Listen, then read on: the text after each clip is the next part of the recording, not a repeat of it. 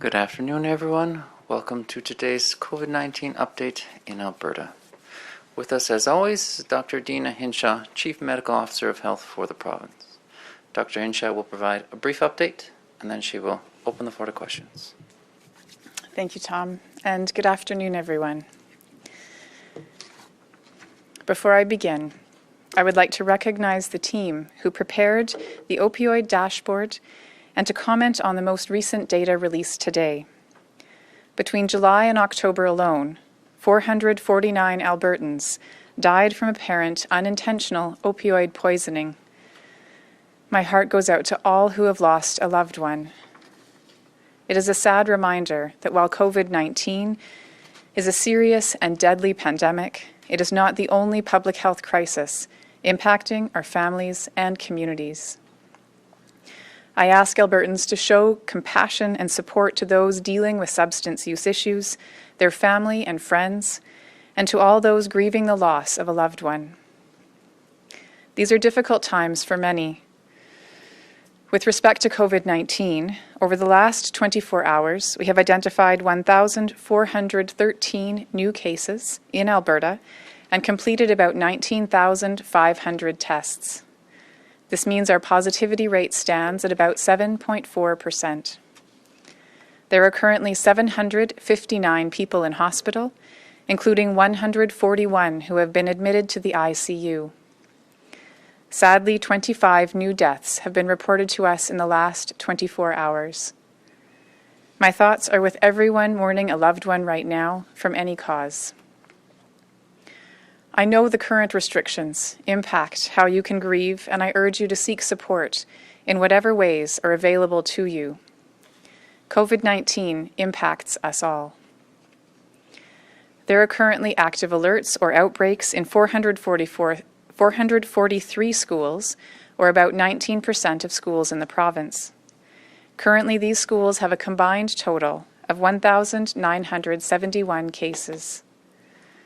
I know this has been yet another tough week for many Albertans, a difficult week in a difficult year.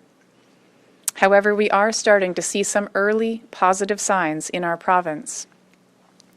On Tuesday of this week, there were 1,286 new cases of COVID-19 identified. That was the lowest daily total since November 26th. As of today, there are 19,607 active cases in the province. That is the lowest it has been since December 5th, 2 weeks ago. Our provincial positivity rate fluctuates on any given day, but is on a downward trend from the high of 10.97% on December 3rd. Now I want to be clear. Our fight is far from over. We expect that hospitalizations and ICU admissions will continue to rise in the coming weeks, as these are lagging indicators, meaning that it takes several weeks before changes in our case counts are seen in the demands felt in our acute care system. Our health system continues to feel the strain, which will increase in the days ahead. But what these numbers show us is that together, we have the power to protect our communities and to change our future. We must continue to do everything possible to protect the care system that we all rely on. I know that a great many healthcare workers are working incredibly hard these days and will be working all through the holidays. I am grateful to all of them and to all frontline workers. It is for them that we must maintain our progress. In the past, we have seen COVID-19 cases level or dip before, only to rise again. The positive indicators we are seeing can be reversed in a matter of days if we all don't keep doing our part. It is up to us to continue this momentum. With the weekend upon us, I'm asking all Albertans to remain vigilant in following the restrictions in place.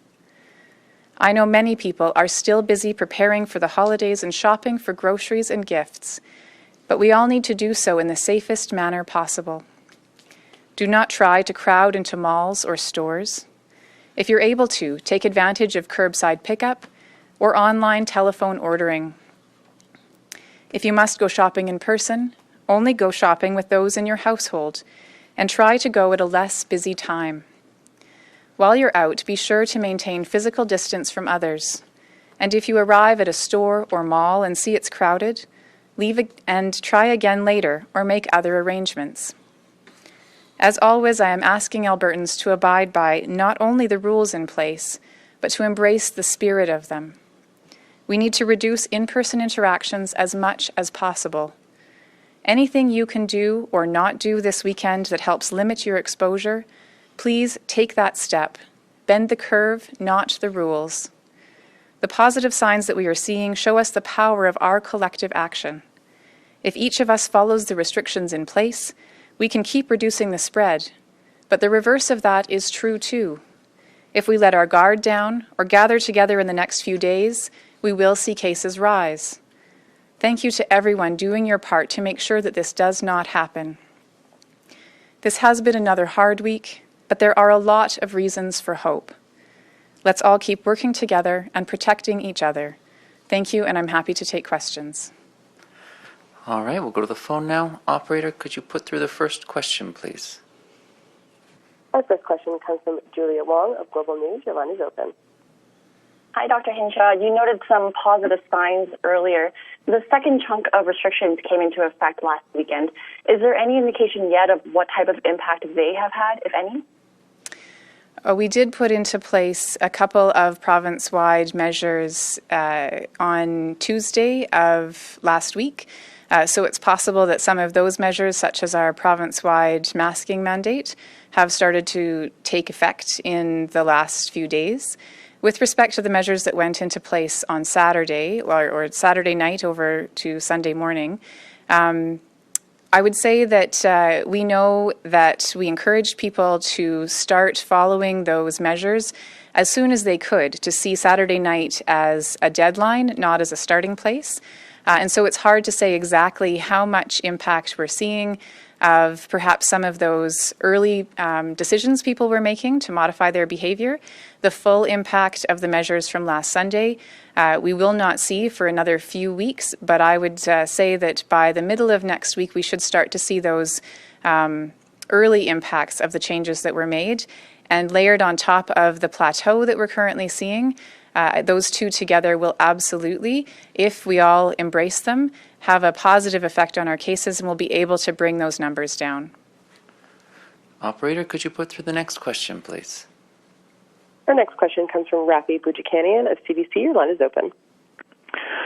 Thank you. Hi, Dr. Hinshaw. Just looking at the hockey bubble cases in the World Juniors bubble, I understand that the 10 people who caught the virus appear to have done so before they got to Canada. But since March, you have been telling Albertans to stay home if they're sick. Just recently, you've said everyone has to work from home unless they really can't. How concerned are you about the mixed messaging this might be sending out as a hockey tournament can take place while you're telling the rest of us to drastically alter our lives? As you say, the positive tests that have been identified at the World Junior or within the groups are the result of the very strict protocols that are in place for regular testing and quarantining before the groups start to come together to play. So those tests are a result of the system working, identifying those who are positive, making sure that they do not have the opportunity to spread to any others, and making sure that the bubble is maintained. And so once people have gone through that quarantine period, have had those tests, making sure that they're not potentially going to introduce the virus, only then starting that activity.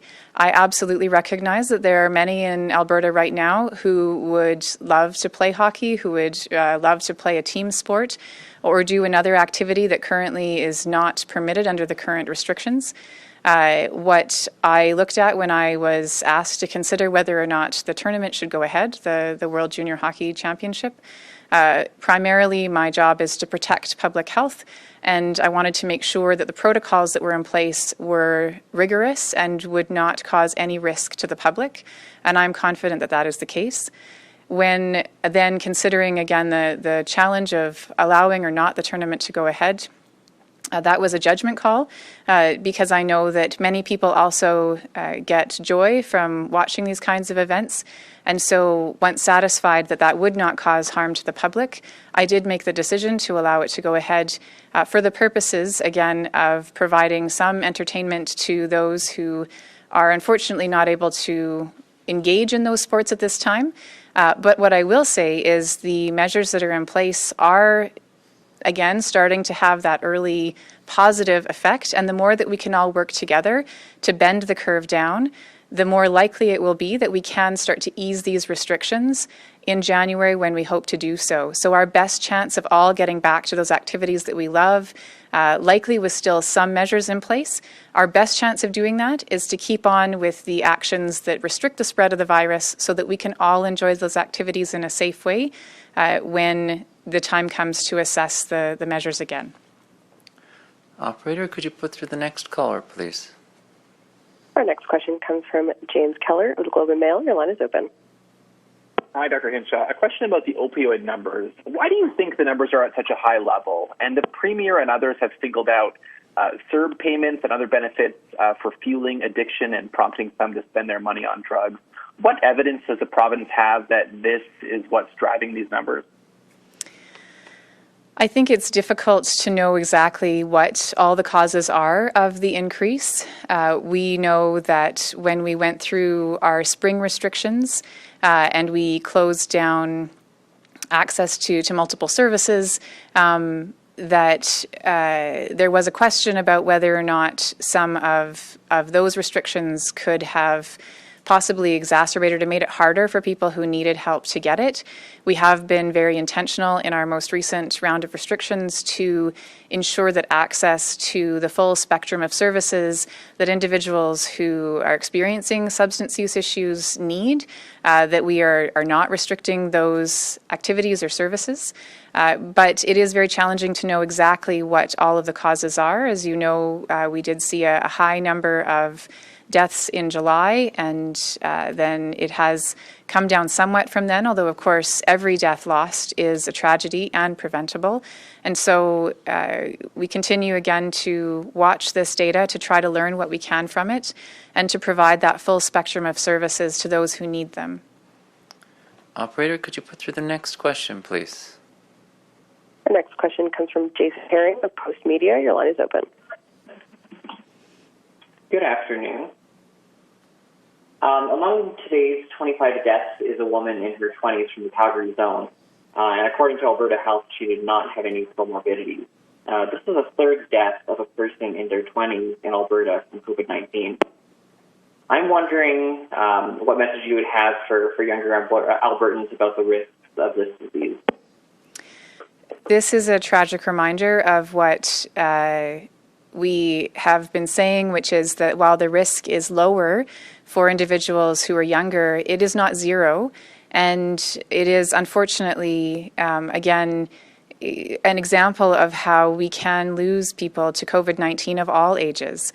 So, I think what I would say to people who are in their 20s and 30s is that it is critical to be thinking about your actions, about all of our actions, not just for yourself. This is an example of how, for some people, unfortunately, catching the virus that leads to COVID-19 can lead to severe outcomes, but of course, the people around you. And so if somebody who has COVID-19 and has a mild illness spreads it to others of whatever age, again, this is just a reminder that there can be these tragic consequences.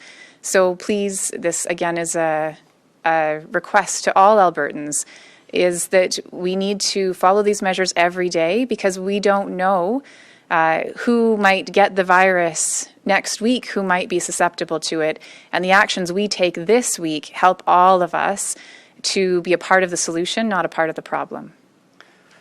All right, there's 3 left in the queue, so we'll take our final 3. Operator, could you put through the next one, please? Our next question comes from Jesse Weisner of Global News. Your line is open. Oh, hi, Dr. Hinshaw. The Calgary Airport Authority is expecting 10,000 travelers this holiday season, and while that's down from 50,000 last year, it's still quite a few people. What's your reaction to those numbers and your message to travelers? When we implemented the restrictions on indoor social gatherings, we did talk about the fact that if someone had a family member who was a permanent resident of Alberta, or Alberta was their regular place of residence, even if they, for example, were going to post-secondary or going somewhere else, that they would be able to come home. But of course, for anyone else who's coming, my message would be that it's really critical that if you're coming from another province to Alberta at this time, that you follow the rules the same as anyone else in this province. And again, as I've just said, we all need to be a part of the solution, not a part of the problem, which includes no social gatherings, which includes making sure that our actions do not put others at risk. Operator, could you put through the next question, please? Our next question comes from Dylan Short of the Edmonton Journal. Your line is open. Hi, Dr. Hinshaw. It's been a couple weeks now since you introduced the ban on indoor social gatherings. We know that that was a huge driver. I was wondering, does Alberta Health have data on how well people have been following this particular restriction? And as we come into the Christmas week, I guess, starting on Monday, how confident are you that Albertans will continue to follow these restrictions in what is, for a lot of people, probably the toughest week to do so? The data are difficult. So in terms of understanding how many Albertans are regularly following all of the restrictions, that's difficult to know. I have heard polling data that indicates that almost 80% of Albertans support the measures that are currently in place and believe that they are the right steps to contain the virus. But of course, the restriction on social gatherings is a difficult one. And of course, as we're heading into the week of holidays next week, that for many people is the time when they gather with family and friends, it is a difficult restriction to follow, I know. However, the fact is that we know, it's very clear, that when people gather together in an indoor setting, sharing food and drink and in close contact with each other, that kind of setting is exactly the setting where COVID-19 spreads quickly and easily. And we also know that the time lag between Thanksgiving and an uptick in our cases was about that 1 to 2 week time period, which we know again is sort of that average incubation time period from exposure to disease. And we only had roughly between 200 and 300, it was a little more than 200 new cases a day before Thanksgiving. So just imagine the same kind of accelerating factor going into Christmas with, today over 1,400 new cases. So even though this is a plateau, our new case numbers are extremely high. And if Christmas were to serve as an accelerating factor with this current new case level, we could easily be well beyond 2,000 new cases a day within a few weeks after Christmas. So I'm asking all Albertans, stay the course. We need to make good decisions for each other, for our communities, for our families and our loved ones, and for ourselves. While it's difficult, it is necessary right now. And I, again, just want to reiterate that we are in this together and we need each other to do the right thing. Operator, could you put through the final question, please? Our final question is from Brenna Rose of CTV. Your line is open. Hi, Dr. Hinshaw. Summer events came up last night on the Facebook Live with Premier Kenny. Is there some kind of metric that will be used to determine if spring and summer events can happen? Previously, the R value has been referenced. Is that the metric that will be used? The R value tells us what spread has been like in the past. We usually use the past week. And so the R value tells us about our history. It doesn't tell us about our future. And it also has to be looked at in conjunction with the number of new cases every day, as well as our positivity rate. So we don't have any single metric alone that's going to be the predictor of what we're going to be able to do in the summer. I think that with our current anticipated vaccination program, and that of course depends on the number of doses that actually become available at the times that we expect them, and with the things that we currently know about COVID-19, we do know that our public health measures that we had in place last summer were less stringent than what we have right now, and yet were sufficient to hold the line on transmission. So again, making a decision in February, I think what we're going to be looking at, we'll know more, hopefully by then, about vaccine supply, about projected dose numbers, and who will be able to vaccinate.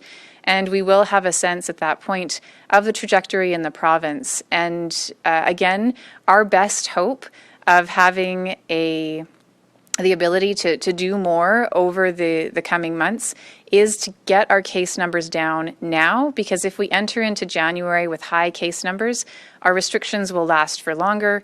And if we hit February again with very high case numbers, even with vaccine, it takes longer to bring the case numbers down. So there's, again, no single metric. We'll be looking at trends. We'll be looking at our vaccination doses that we're expecting, and we'll be looking at the kinds of protocols that may be required to start thinking about what types of events might be possible next summer. Thank you all for joining us. Dr. Hinshaw will provide another update on Monday afternoon. Have a safe weekend.